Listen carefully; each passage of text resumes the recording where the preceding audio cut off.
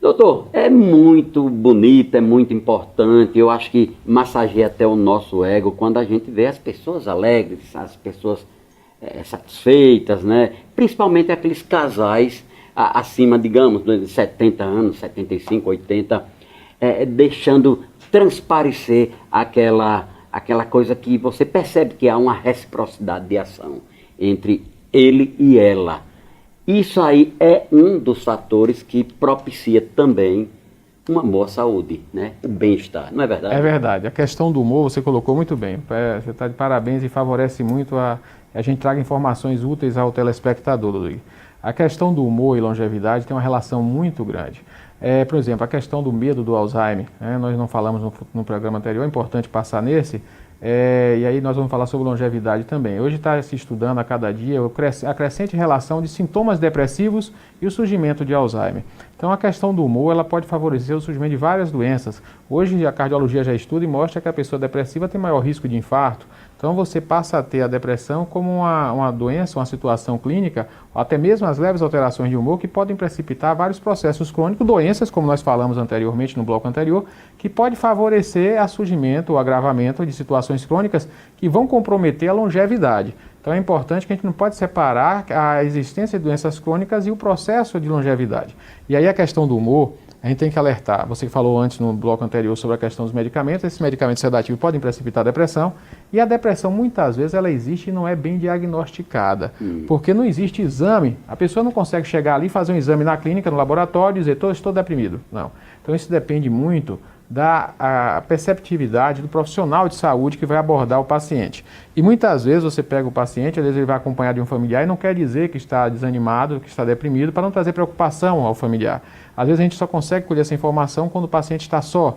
E isso é algo que às vezes não acontece costumeiramente. Então nós temos que às vezes provocar, o profissional deve provocar e buscar. O diagnóstico da alteração de humor é clínico, depende da sensibilidade do profissional. E esse processo ele pode acontecer por várias causas. Ele pode acontecer por uma questão de uma precipitação de um estresse, uma preocupação. O estresse favorece, a pessoa tem uma predisposição genética, de repente acontece um processo estressante em que há uma alteração dos mediadores químicos, um aumento do nível de cortisol, mexe com a GABA, mexe com tudo e a serotonina pode cair. Essa serotonina ficando mais baixa, você que é o mediador químico da felicidade, a pessoa pode ter então uma alteração de humor. E isso pode precipitar várias doenças, inclusive porque vai afetar o sistema imunológico. Né? As pessoas começam a ter uma queda compromete o sistema imunológico, a qualidade de sono, a disposição para a atividade física, tudo. A alteração de humor vai comprometer todos aqueles fatores que são fontes e compõem o conjunto que é importante para o que a gente está falando do segredo de uma boa longevidade. Então a manutenção de um bom humor é importantíssima. E aí nós temos que lembrar outra coisa, que pode precipitar. À medida que a gente envelhece, a questão dos alimentos industrializados, a falta de uma boa alimentação que a gente falou também, e hoje já tem estudos da psiquiatria, até de consenso mundial, de que a boa alimentação ela favorece ao tratamento de processo depressivo. Se uma boa alimentação favorece ao tratamento, uma boa alimentação certamente, não tenha dúvida, também pode favorecer a prevenção. Então nós temos o cérebro, essa árvore neural, cheio de neurônios, de galhos, de troncos nervosos, que precisa ser bem nutrida. Então nós temos que estar atento a isso e ter uma alimentação também importante para a conservação de um bom humor. Isso está cada dia provado, que a alimentação favorece.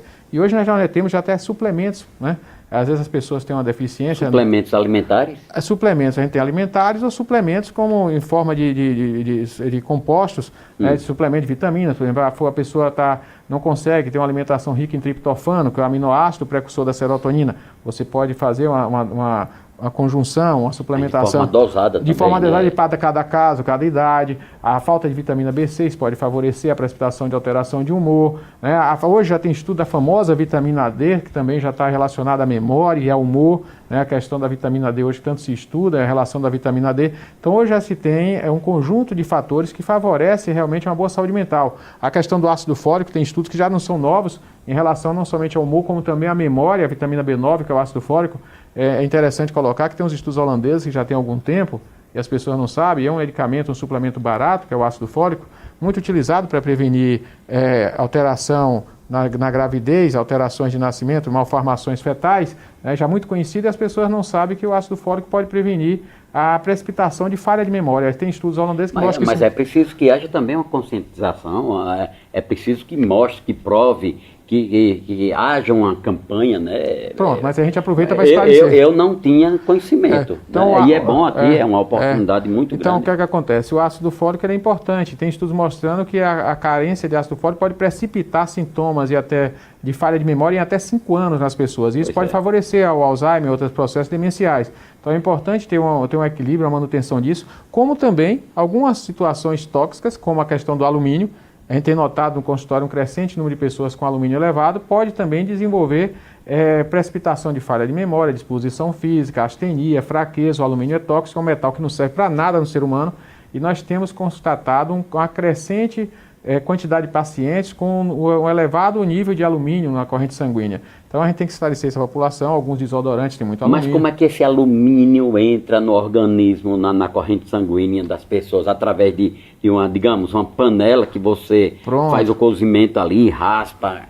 Então, são vários fatores. Hoje, um dos fatores. Agora, recente, na USP, salvo engano, o Serviço de Nutrição fez uma pesquisa e demonstrou que o alimento que mais favorece a liberação de alumínio da panela de alumínio são os alimentos quando realizados com tomate, porque a acidez do tomate favorece a liberação de alumínio da panela. Da própria panela. Estudo do Serviço de Nutrição da USP. Tá vendo aí? Então, a gente tem que ter cuidado realmente com as panelas de alumínio. A nossa água potável da rede pública no país inteiro, já tem vários estados com essa situação, em que as pessoas usam, o sistema público usa o alumínio para decantar a sujeira da água, clarear a água. O clareamento da água é feito com alumínio. Então, muitas vezes, há um excesso de alumínio. Foi feito em nossa capital alguns estudos por alguns pacientes, e todos os pacientes que tinham alumínio alto, que fizeram a amostra das águas, mostrou elevação do nível de alumínio na água potável. Então a gente tem aconselhado o uso do filtro, o filtro antigo, o filtro brasileiro de barro, que foi considerado na Europa o melhor filtro do mundo, é o nosso filtro. É o nosso filtro, as pessoas usam filtros muito, vamos dizer assim, avançados tecnologicamente, mas na realidade nosso filtro de barro ainda é considerado um dos melhores filtros do mundo. E realmente as pessoas que passaram a usar esse tipo de filtro baixaram o nível de alumínio, esclarecendo a população. Essa questão do alumínio aí, eu tenho conhecimento que ele é muito utilizado no tratamento de água com cloro nas piscinas, né? Que eles colocam para decantar, para limpar, deixar a água clarinha. Agora, eu não sabia que as empresas de água, elas utilizavam. Mas o alumínio é pior até que o mercúrio. Repare só, as capitais estão crescendo, o processo de urbanização no país é crescente, é grande e rápido. E muitas vezes não há um planejamento. Qual a forma que os governantes têm, os técnicos até, às vezes até as autoridades maiores não sabem, para clarear a água e evitar aquela queixa? A água está escura, está turva e reclamar do poder público. Isso em todas as capitais do país. Na estação de tratamento, você aumentar a estação de tratamento, aumentar os tanques de decantação, isso custa caro, tempo, planejamento, projetos de obra. Então, a velocidade maior é aumentar o decantador, é aumentar a quantidade de alumínio. Vai decantar mais rápido. Eles recorrem a esse artifício, quer dizer, prejudica. Cadê a Anvisa? Cadê aí a questão estadual. O órgão regulador. Não, quem fiscaliza é o próprio Estado, a ação estatal, porque as empresas de abastecimento são estatais. Então você acaba tendo o Estado fiscalizando o Estado e acaba não tendo eficácia nisso. Aí o Ministério Público, acho que já passou até, não tenho certeza, a fiscalizar, mas a gente não observei ainda em questão de publicidade, em jornalismo, matéria, resultados sobre isso. Mas a gente tem essa preocupação que acontece em todo o país. E a gente tem um número crescente de pessoas com o nível de alumínio crescendo. Os desodorantes têm alumínios, alguns, porque é para fixar, né? O alumínio é usado como fixador, isso também favorece. Porque é utilizado em tratamento dentário, né? Também. Isso também. E alguns queijos, detalhe, queijos que são feitos em forma de alumínios.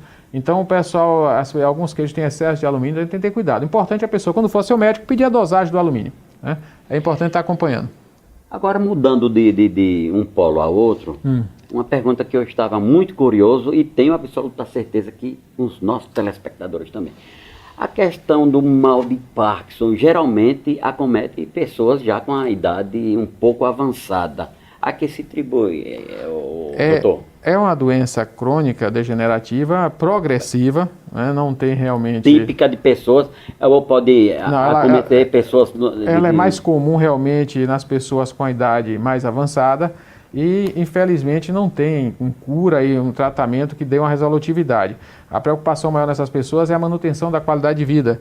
O profissional médico que acompanha, a família e o próprio paciente tem que buscar muito fazer atividade física, alongamento, medicar de forma adequada, ajustar hoje surge a cada dia medicamentos mais modernos e não esquecer de tratar um assunto que a gente falou nesse instante que acompanha com muita frequência a pessoa com Parkinson, que é a depressão. A pessoa passa às vezes não conseguir mais dirigir, isso compromete o humor, então tem que tratar esse processo depressivo. Realmente é uma situação, é uma doença crônica que traz realmente prejuízo para a qualidade de vida da pessoa e geralmente da família de forma associada. É realmente um ponto que preocupa muito, não só a doença de Parkinson, como as outras doenças que a gente já falou, Alzheimer e outras situações clínicas. Como diria o poeta Vinícius de Moraes, a gente mal nasce, a gente já começa a morrer.